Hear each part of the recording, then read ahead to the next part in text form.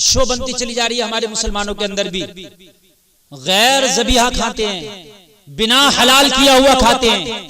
یعنی کچھ گوشت وہ ہیں جن کو حلال کیا جاتا ہے جانور کو باضابطہ طور سے, وہ ذبیحہ جو جائز ہے اس کو آپ کھا سکتے ہیں اپنے گھر میں بھی, گھر سے باہر بھی.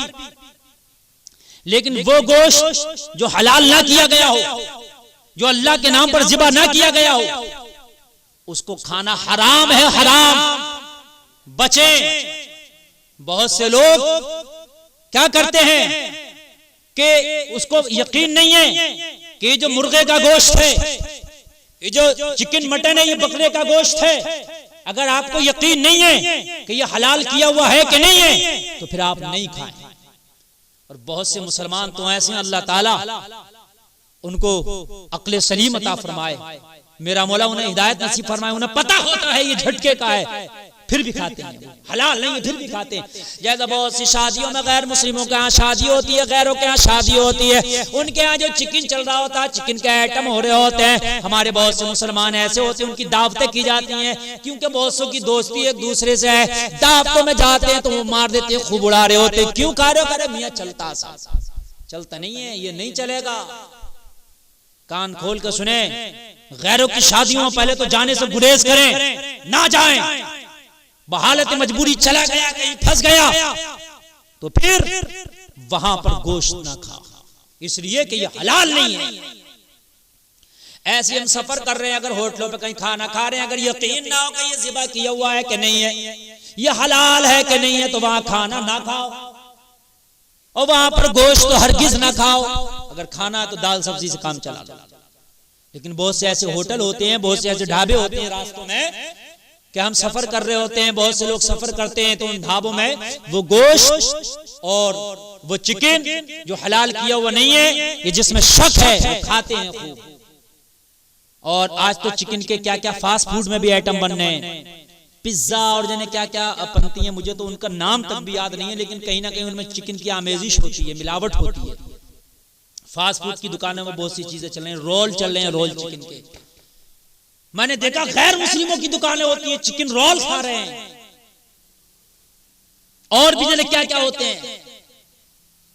تو جب آپ کو شک بھی ہے کہ یہ حلال ہے کہ نہیں, مت کھا.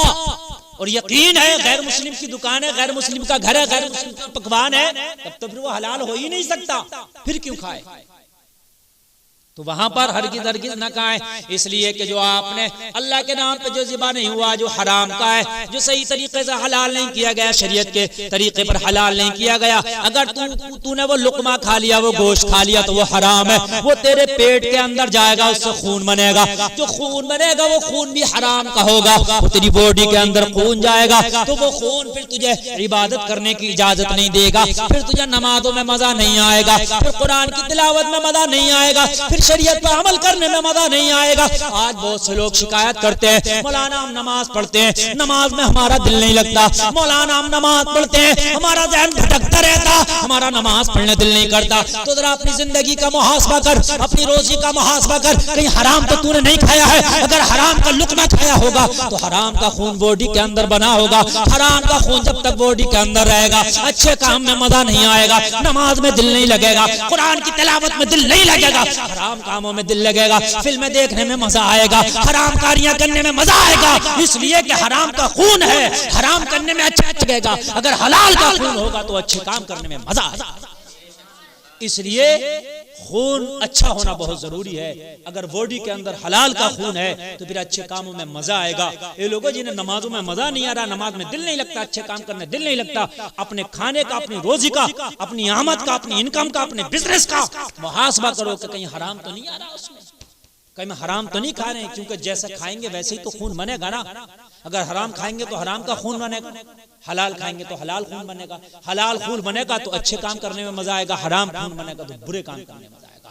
اس لیے ہوتا ہے کہ ایک آدمی بہت ہی زیادہ گناہ کرتا, حرام کے کام کرتا, لیکن اب اسے حرام کے کام کرنے میں برا نہیں لگتا, اس لیے کہ اس کی باڈی کے اندر حرام کھا کھا کے خون ہی ایسا پیدا ہو گیا کہ اب وہ حرام کام بھی کرتا تو نارملی کرتا, اسے برا نہیں لگتا. اللہ ایک میں نے پڑھا تھا, بلکہ پوری کلپ دیکھی تھی, کہ پاکستان میں ایک شخص تھا جو قبر کے اندر جو لڑکی کوئی دفن کی جاتی تھی اس لڑکی کی قبر کھود کے رات کو اس کے ساتھ زنا کرتا تھا اس لڑکی سے، اور نارملی لگتا تھا اس کو، کوئی غلط نہیں لگتا تھا، اس لیے کہ حرام کر کر کے، حرام کھا کھا کے اس کی زندگی ایسی ہو گئی تھی کہ اس کے لیے وہ کام کرنا نارمل تھا۔ جب دفن کرنے لاتے شاید وہ قبرستان کا جو دیکھ بھال کرنے والا ہوتا نا وہ وہی تھا، اسی کے لیے اس کو رکھا گیا تھا۔ وہ دیکھتا کہ لڑکی کی میت ہے کہ لڑکے کی، اگر اس کو پتہ چلتا یہ لڑکی کی میت ہے دفن کر دیا جاتا تو رات کو، ابھی بھی نیٹ پہ ہوگی، یوٹیوب پہ آپ سرچ کر کے دیکھ سکتے ہیں، شاید وہ ہوگی ویڈیو، تو رات کو اس کی قبر کھولتا اور قبر کھولنے کے بعد قبر میں داخل ہوتا یا قبر سے نکالتا، اس کے ساتھ زنا کرتا، اللہ، مردے کے ساتھ۔ جبکہ رات کو قبرستان میں عام آدمی کو جاتے ہوئے دہشت لگے گی، پھر قبر کھولنے میں تو کتنی دہشت لگے گی۔ آپ کسی عام آدمی سے کہو میں تجھے 10,000 روپے دوں گا، جا رات کو قبر کھول کے اور مردے کے ساتھ لیٹ جانا، تو اگر 50,000 بھی دو گے نا تو لیٹنے کو تیار نہیں ہوگا۔ وہ قبر کھود کر تختے مٹی ہٹا کر لیٹتا ہی تب زنا کرتا تھا اس مردہ لڑکی کے ساتھ، اور ایک نئی زندگی میں بہت سے زنا کیے اس نے۔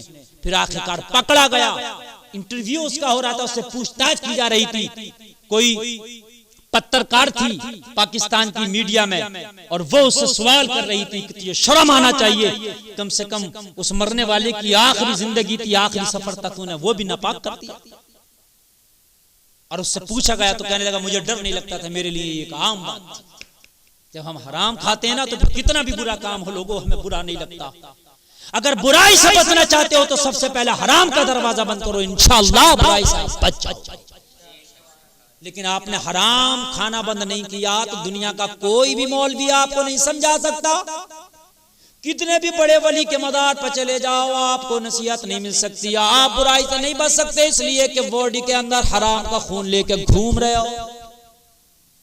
جب حرام کا خون لے کے آپ گھوم رہے ہو تو پھر آپ کو جو ہے نہیں بچ سکتے برائی سے۔ آپ اپنی موٹر سائیکل کے اندر گندا تیل ڈال دو، پھر کہ میری موٹر سائیکل دھواں دے رہی ہے تو تیل پہلے گندا تو نے ڈالا اسے نکال، اچھا تیل ڈال تب دھواں ختم ہوگا۔ ایسے ہی برائی کوئی مولوی ختم نہیں کرے گا، مولوی بتا سکتا ہے، کوئی بزرگ تو جب بتا سکتا ہے، سمجھا سکتا ہے، لیکن جب تک باڈی کے اندر حرام کا خون رہے گا، جب تک گناہوں سے باز نہیں آؤ گے۔ چاہتے ہو کہ ہم گناہوں سے باز آئیں، برے کاموں سے باز آئیں، تو پھر حرام، وہ چاہے حرام گوشت کی شکل میں ہو، غیر حلال کی شکل میں ہو، یا روزی تیری حرام ہو، یا تیری کمائی حرام کی ہو، کسی بھی طریقے سے وہ حرام کا لقمہ نہ خود کھا نہ اپنی نسلوں کو کھلا۔ حلال کھائے گا خود بھی سکون میں رہے گا، تیری اولاد بھی مطیع و فرما بردار۔